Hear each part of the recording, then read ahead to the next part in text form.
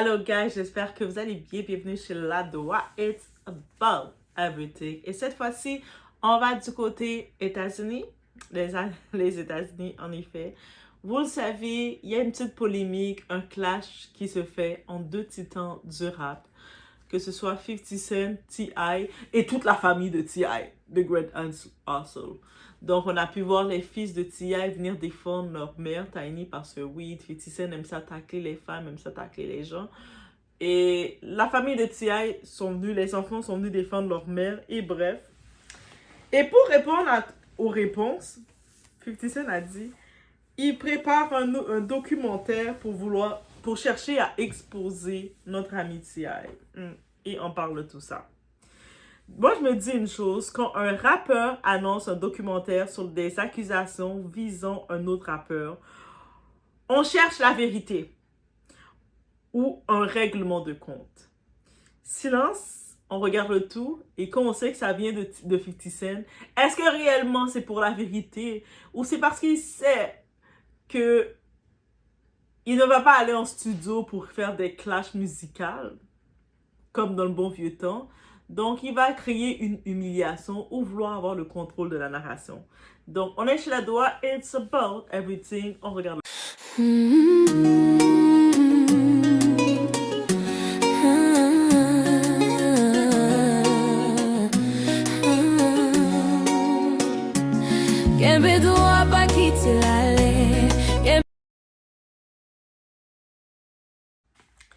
En effet, quand on regarde l'actualité rapidement, on va dans le contexte.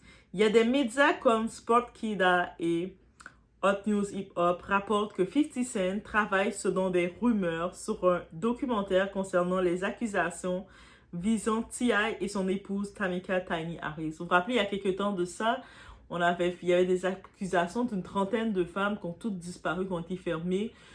Et je ne sais pas si c'est T.I. et sa femme ont dû donner de l'argent à ces femmes-là. Mais il y avait un dossier qui les accusait. Et là, 50 Cent a dit qu'il veut ouvrir un documentaire sur ça.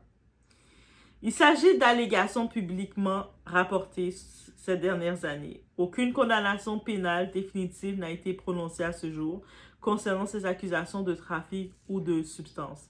On reste sur des faits complètement guys. Donc maintenant, on regarde justice ou business concernant 50 Cent. Est-ce que 50 Cent est là pour être activiste ou stratégie? 50 Cent est connu pour transformer les conflits en contenu.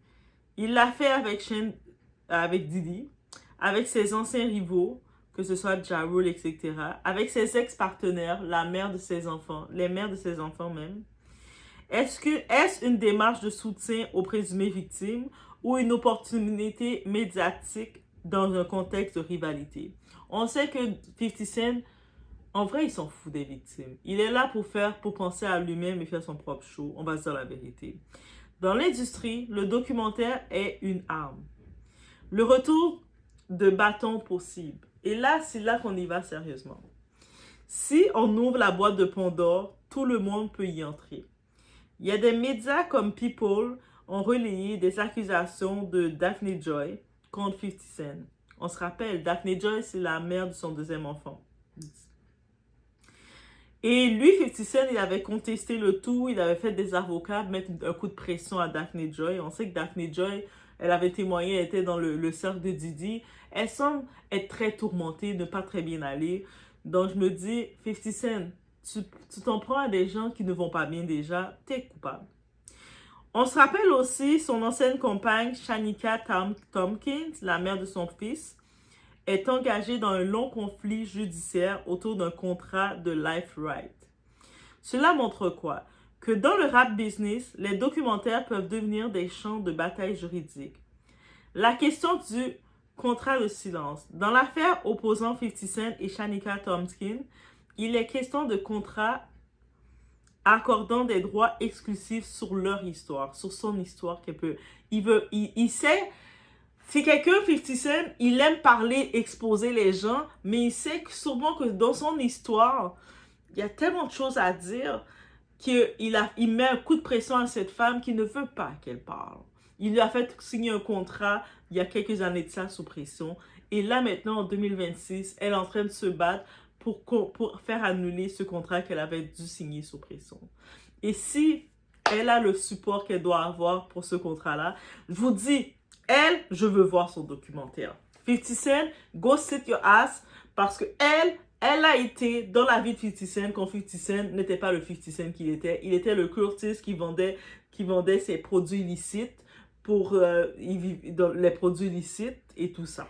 OK?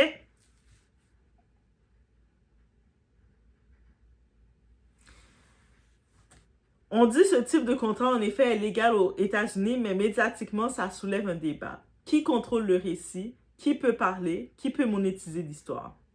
Une guerre d'images dans le hip-hop. Le hip-hop moderne n'est plus juste musical. Avant, à l'époque, quand il y avait des clashs entre rappeurs, on voyait, ils sortaient des chansons, ils sortaient des albums, des diss tracks, et ça se lançait à balle dans les studios.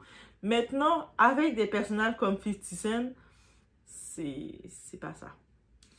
Donc, que ce soit dans les plateformes, les séries, les podcasts, les documentaires, les batailles narratives, un documentaire peut redorer une image, détruire une réputation, influencer l'opinion publique. Mais il ne remplace pas un tribunal. C'est important de le dire. Quand on parle de substances, de trafic de personnes, de violence, on est dans des accusations criminelles extrêmement graves. Si un documentaire sort, il devrait être béton juridiquement. Sinon, ce sera des procès en diffamation. Et aussi, c'est important à savoir, concernant le cas de 50 Cent, si tu fais un documentaire sur les accusations des autres, assure-toi que ton propre passé est propre. Parce que dans l'ère numérique, personne n'est intouchable. La même façon qu'on voit 50 Cent qui dit « Je fais un documentaire pour exposer ci, je veux que tout le monde tombe, je veux que Jay-Z tombe, je veux qu'un tel tombe. » Mais toi, actuellement, pourquoi tu mets la mère de ton premier fils, tu lui mets sur un contrat, tu veux pas qu'elle raconte l'histoire. Tu veux pas qu'elle expose les faits que quand toi, t'étais rien, tu étais dans les rues, c'est elle qui travaillait dans son 9 à 5 et puis elle donnait l'argent pour payer tes studios. Right? C'est pour ça que je vous dis, mesdames, arrêtez le contrat que vous avez, le bénévolat que vous avez pour aider ce type d'homme-là. Parce que ce type d'homme-là, quand ils ont rien, ils vont vous faire la promesse, bébé, quand je vais tout avoir, je vais te mettre bien. Mais quand ils ont tout d'un coup, vous êtes une paresseuse, vous valez rien. Yo, Shanika en est l'exemple. C'est pour ça que je veux son histoire, man. Et croyez-moi, ce dossier-là de 50 Cent, Shamika et T.I., s'il fait vraiment ce documentaire, je vais le suivre. Et je vais le suivre dans la version membre payant, donc droit confidentiel, parce qu'il y a beaucoup de dossiers, des sujets très lourds qui vont être abordés. Donc, juste si vous êtes intéressé par ce volet-là, let me know. Mais ce que ça révèle dans l'industrie, sinon, la justice médiatique est devenue une business. Les rivalités se règlent en streaming. Les accusations deviennent des armes stratégiques. Le public confond enquête et divertissement. Et ça qui est triste.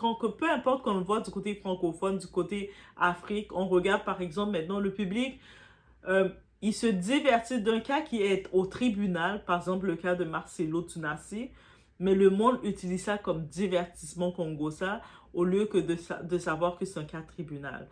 Donc c'est de rendu divertissement. OK? Dans le rap game 2026, la réputation vaut plus qu'un Grammy et un documentaire peut valoir plus qu'un diss track. Donc, actuellement, qu'est-ce qu'on peut comprendre dans tout ça? Oui, on entend par certaines rumeurs, certaines sources qui disent que 50 Cent, ça commence à se jouer, qu'il travaille sur un autre documentaire pour exposer, pour mettre à l'avant T.I. Mais les accusations qu'il veut ouvrir dans ce documentaire-là, il va devoir être juridiquement blindé. Moi, je me dis de ce côté-ci, T.I. étant aussi un homme très intelligent avec sa femme, donc j'espère qu'il va contacter une certaine Shanika Tompkins, qui est la baby mama de 50 Cent, et puis il va lui donner un support monétaire pour qu'elle puisse se libérer du contrat que 50 Cent l'avait fait signer, et puis qu'elle nous sorte son documentaire. Parce que moi, là, 50 Cent, J'en ai marre de tes documentaires que tu fais coller les morceaux collés ensemble pour essayer de tacler tes rivaux. Maintenant, je veux entendre l'histoire de Shaniqua. Je veux que Shaniqua nous raconte, toi, comment tu étais avec elle. Et comment, au début, quand tu n'étais rien, tu étais un vendeur de shit dans les rues. This is what it was. C'est pas comme si, Doa, tu dénigres 50 Cent. 50 Cent n'est pas né riche, là. Il vendait ses trucs dans les rues, et puis il voulait être rappeur, c'était compliqué. Il était un petit peu impliqué dans plein de choses dans les rues comme ça. Et puis il est tombé sur Shaniqua, elle faisait son petit 9 to 5. C'était pas une danseuse, c'était pas une femme exotique. Elle était pas comme Daphne Joy. Donc elle travaille son 9 to 5. Elle est comme, par contre, comme beaucoup de femmes, elles aiment les bad boys. Elle a vu 50 Cent, elle est tombée en amour, ils ont fait leur histoire d'amour ensemble. Et puis elle a cru en lui. Elle a dit, peut-être aujourd'hui, mon bébé n'a rien, mais éventuellement, je sens, bébé, tu vas avoir quelque chose. Et lui disait, vous savez, l'homme pauvre, quand il a rien, il te fait toujours les plus belles promesses. Bébé, quand je vais avoir, je vais te mettre bien. Et là, tout d'un coup, il a eu, la première chose qu'il a dit, il a coupé les ponts avec elle. Il a dit, elle est une paresseuse. Elle veut compter sur mon argent, l'argent que j'ai durement travaillé. Il a coupé les ponts avec son fils qu'il a fait avec elle parce que c'était une femme de notre couleur brune. Et puis, il s'est mis avec une femme asiatique, Daphne Joy, comme je pense qu'elle est mélangée ou elle est asiatique, bref. Je pense qu'elle est afro-asienne, bref, elle est mixée, Daphne Joy.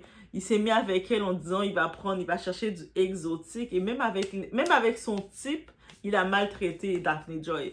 Donc, il y a quelque chose avec ses relations, on doit parler. C'est-à-dire, quand on regarde du côté de T.I., qui a toute sa famille qui le défend, qui est avec lui, on regarde du côté de 50 Cent. 50 Cent, tu veux tacler T.I., mais il faut maintenant, c'est ton tour qu'on entende l'histoire de Shaniqua. Let me know, guys, what you think, mais c'est un dossier qu'on va suivre. Le dossier Shaniqua versus 50 Cent. 50 Cent pensait que c'est le dossier contre T.I., non, le dossier, c'est contre Shaniqua et toi. Je veux savoir l'histoire de Shaniqua. Cette histoire que tu veux pas qu'elle parle. Que tu la menaces, que tu la mettes la pression pour qu'elle ne parle pas. Mais c'est elle que je veux entendre. Bref, les sur ce, guys, on se retrouve au prochain.